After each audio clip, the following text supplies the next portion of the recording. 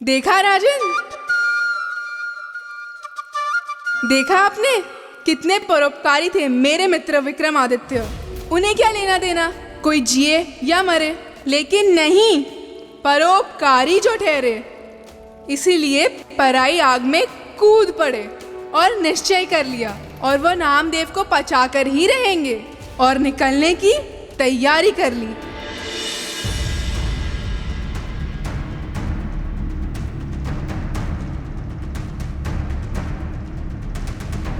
क्या बात है महारानी? सम्राट, क्षमा करें।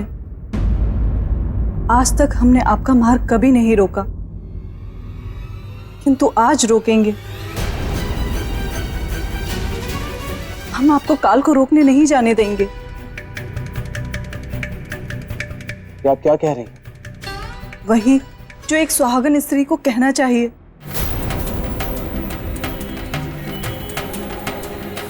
हम आपकी भावनाओं को समझ सकते हैं महारानी जी, आपके प्रेम का सम्मान करते हैं, परंतु काल को रोकना आवश्यक है।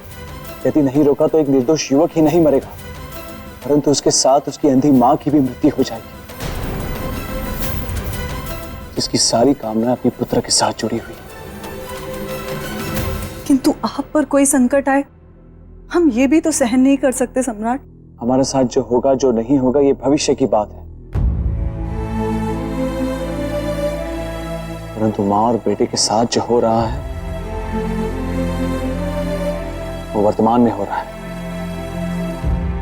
और वर्तमान को सुधारना हमारे लिए अधिक आवश्यक है।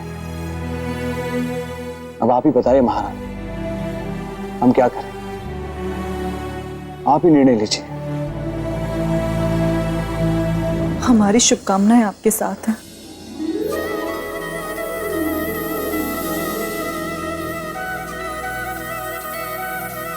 सहमति और सहयोग के लिए बहुत बहुत धन्यवाद महारानी।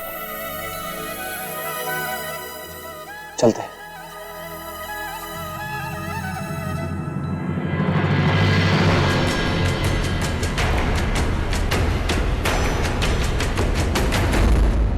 हम भी चाहते हैं कि आपके हाथों उस निर्दोष युवक की जान बचे, पर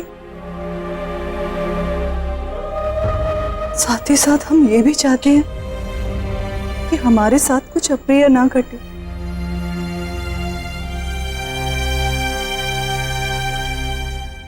माँ, मैंने भोजन और पानी की व्यवस्था कर दी है, आप समय से भोजन कर लेना। मैं नौकरी पे जा रहा हूँ। बेटा, आज तो नौकरी पर मत जा। क्यों माँ? क्या हुआ माँ? तुम रो क्यों रही हो? कोई पीड़ा है? कल रात को मैंने एक बुरा सपना देखा।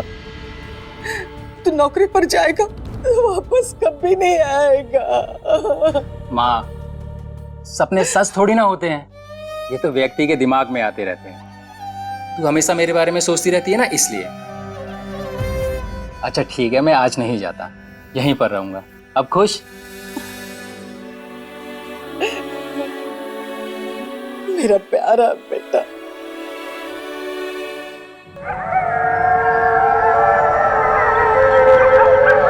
ये क्या? दिन में सियार के रोने की आवाज।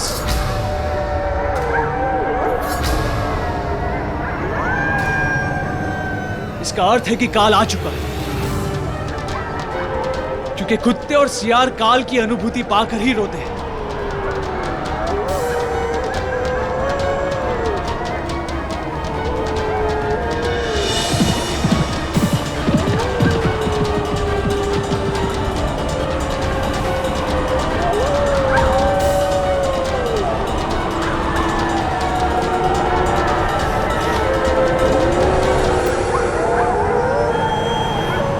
सियार के रोने की आवाज इसी दिशा से आ रही है। इसका अर्थ यह है कि काल भी इसी दिशा से आया होगा।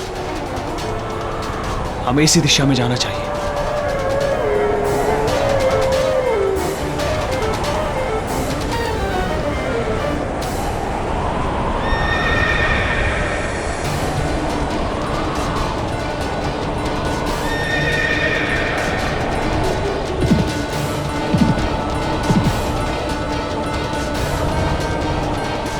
काल,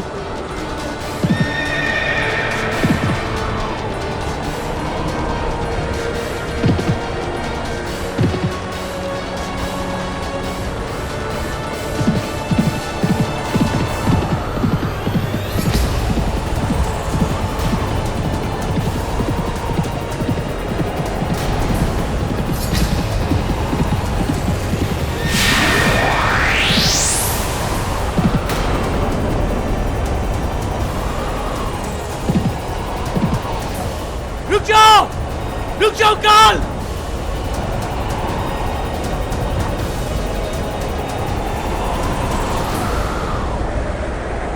ये क्या? काल के शरीर का तो केवल भ्रम हुआ, हम तो उसे छू भी नहीं पाए। वो आया और तेजी से चला गया। क्या हुआ राजा भोज? इतनी हैरानी किस बात पर?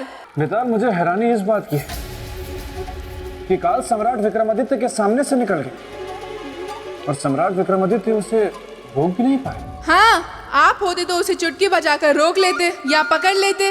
राजन, वो काल था। काल का ना कोई रूप होता है और ना कोई स्वरूप। वो होता है हवा, और हवा को कोई कैसे पकड़ सकता है? अगर सम्राट विक्रमादित्य काल को पकड़ ही नहीं पाए तो नामदेव की रक्षा कैसे की होगी उन्होंने बेटा? इसीलिए तो मैं कहता हूँ राजन कि संसार के समस्त राजा एक तरफ और मेरा मित्र विक्रमादित्य एक तरफ।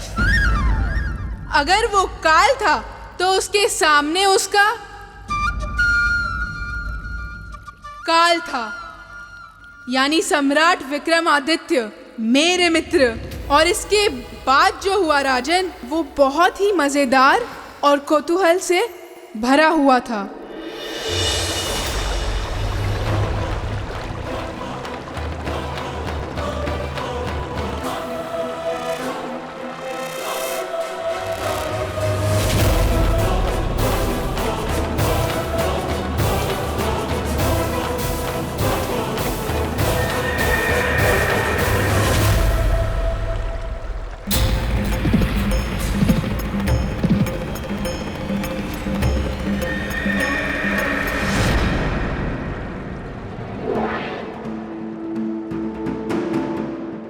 ये संसार में विराजमान पंचतत्व,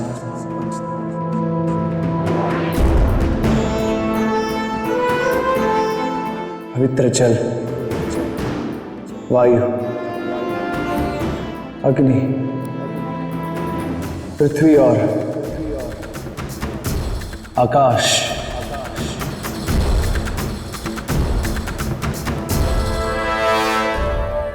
यदि हमने अपने जीवन में सदा ही सच्चे अर्थों में और सच्चे मन से मानवता की सेवा की है और इस जगत के कल्याण के लिए अपना जीवन अर्पित किया हो, तो हमारी सहायता कीजिए। और अभी इसी क्षण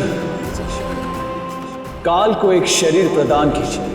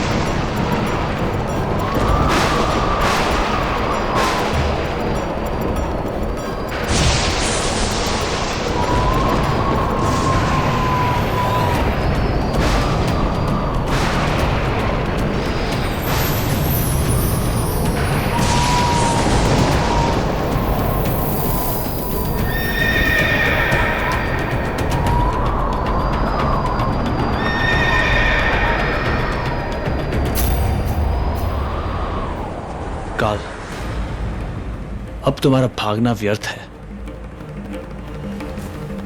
क्योंकि हमने तुमने शरीरधारी बना दिया है। अब हम तुम्हें छू भी सकते हैं और रोक भी सकते हैं। हम किसी निर्दोष की मृत्यु नहीं होने देंगे, कभी नहीं।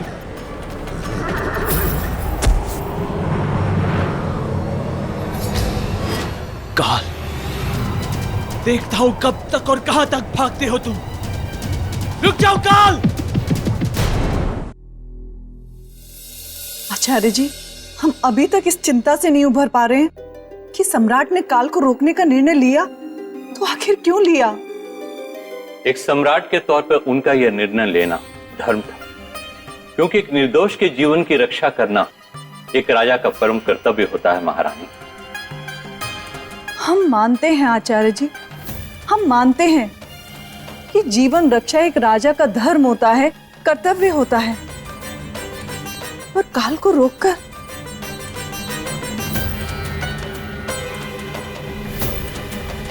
सच कहें तो इस बार सम्राट ने हमें शुभ और अशुभ के दो पार्टों के बीच पिसने को छोड़ दिया है।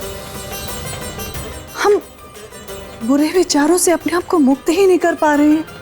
आपकी आशंका निराधार नहीं है महारानी, क्योंकि काल को रोकना कभी भी शुभ हो ही नहीं सकता, और यदि उसे अपने तेज से रोका गया तो रोकने वाले के जीवन चक्र में प्रवेश कर सकता है। अर्थात उस रोकने वाले को भी काल के नियमों और सिद्धांतों का पालन करना होगा। आपका संकेत हम समझ गए आचार्य श्री। महारानी, मैंने ये जो कहा ये मेरा संकेत नहीं, संदेह था, और संदेह कभी सत्य का चोला नहीं पहनता महाराज। आप निश्चिंत रहिए, सम्राट को कुछ नहीं होगा। उनका तेज, उनकी शक्ति काल पर भी विजय प्राप्त करेगी। हमें विश्वास है कि सम्राट काल को अवश्य जीत लेंगे, किंतु फिर भी एक बार सम्राट की कुंडली देखकर आप हमें उनका भविष्य बताएं, अभी और इसी क्षण।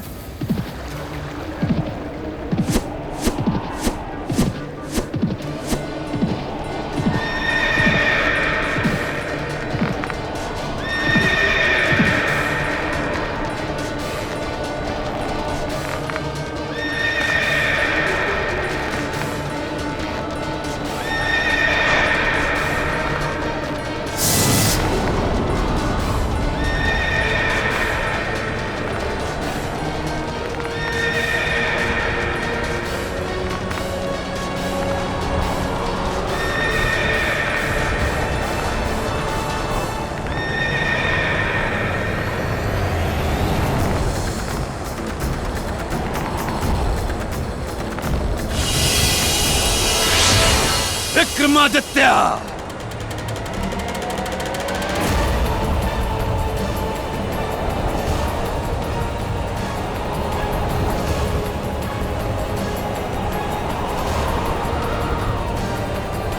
तुम्हारा ये दुस्साहस, तूने काल को रोकने की कोशिश की, उसके मार्ग में तुम बाधा बने, तुम्हें इसका दंड मिलेगा, कठोर दंड। तो राजन, अगर आप मेरे मित्र की जगह होते तो क्या काल को ऐसे पकड़ सकते थे? नहीं नहीं नहीं नहीं, उत्तर मत दीजिएगा, उत्तर मत दीजिएगा, क्योंकि मेरा ये प्रश्न ही गलत है। आप मेरे मित्र की जगह कैसे हो सकते? हो ही नहीं सकते। कहाँ बूंद और कहाँ सागर, कहाँ मिट्टी का दिया और कहाँ सोने की गागर। सही कहा आपने बेटा। सम्राट विक्रमादित्य से बराबरी का तो मैं सोच भी नहीं सकता। वाह वाह वाह वाह वाह वाह वाह राजा भोज, वाह। मेरे मित्र से बराबरी के बारे में नहीं सोच सकते, लेकिन उनके सिंहासन को प्राप्त करने के बारे में दिन रात सोचते रहते हैं। बल्कि मुझे तो लगता है आप सोचते ही सिर्फ यही है। श्रीमान बेटा, मैंने आपसे पहले भी कहा कि इस सिंहासन को मैं अपनी प्रजा के हित के लिए प्राप्त करना चाहता हूँ। इसलिए आप कृपया करके मुझे सम्राट विक्रमादित्य की परोपकार की कथा सुनाएं, ताकि मैं उससे प्रेरणा लेकर इस सिंहासन को प्राप्त कर सकूं। तो ठीक है, सुनिए। मेरा मित्र था काल के सामने और महारानी थी वराह मिहिर जी के सामने। आचार्य जी, देख ली आपने सम्राट की कुंडली? महारानी, मेरा ऐसा मत है कि अनावश्यक कुंडली नहीं देखनी चाहिए। कुंडली देखने का अर्थ है काल की गणना, और काल की गणना शुभ हो या अशुभ, आप बस सम्राट की कुंडली देखिए, ये हमारा आदेश है। जी महारानी।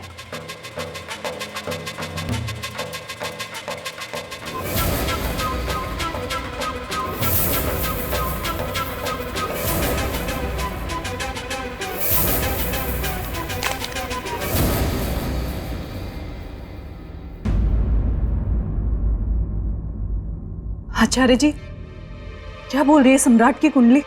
कुंडली के अनुसार ग्रहों की स्थिति ठीक नहीं है महारानी। अकाल मृत्यु न होते हुए भी अकाल मृत्यु योग बनता स्पष्ट दिखाई दे रहा है। आप अपनी बात स्पष्ट कहें, हमें कुछ समझ नहीं आ रहा आचार्य जी। महारानी, ग्रहों की ऐसी स्थिति में मनुष्य स्वयं अपने कर्मों के द्वारा मृत्यु को आमंत्रित करता है। जैसे दो व्यक्तियों के झगड़े में अकारण तीसरे का आ जाना और उनके हथियार से उनका मारा जाना।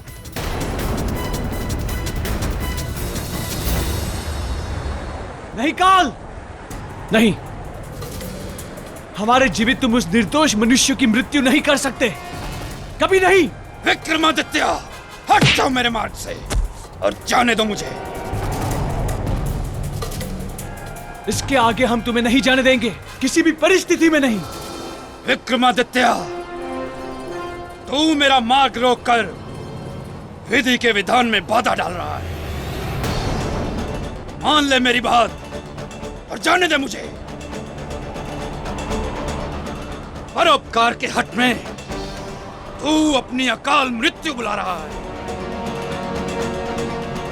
मृत्यु का भय नहीं है हमें। ओह, तो तू मरना चाहता है? मरने की चिंता नहीं है हमें काल, परंतु उस निर्दोष मनुष्य को, उसे कभी नहीं मरने देंगे। वो अपनी अंधी मां का सहारा है, अपने घर का दीपक है। हम उस घर को दुखों के अंधेरों में कभी नहीं डूबने देंगे, यह हमारा संकल्प है। तू अब मेरे क्रोध के कुएं में डूबेगा। तुम्हारी ये परोपकार की इच्छा ही तुम्हारा काल बनेगी। हट जाओ। काल, उस निर्दोष की मृत्यु करने से पहले तुम्हें हमारे साथ युद्ध करना होगा।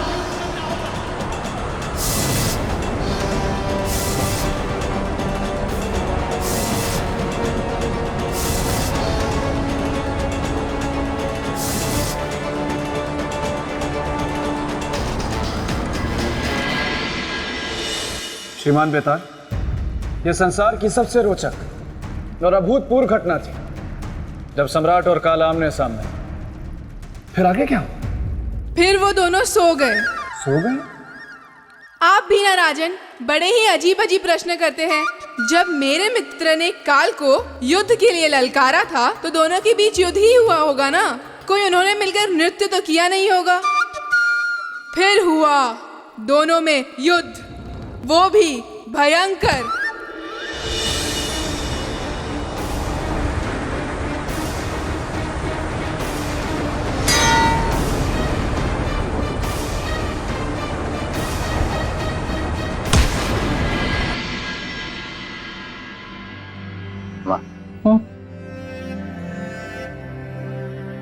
बेटा, मेरा पेट भर गया। अच्छा माँ, अब तुम आराम करो, मैं चलूंगा।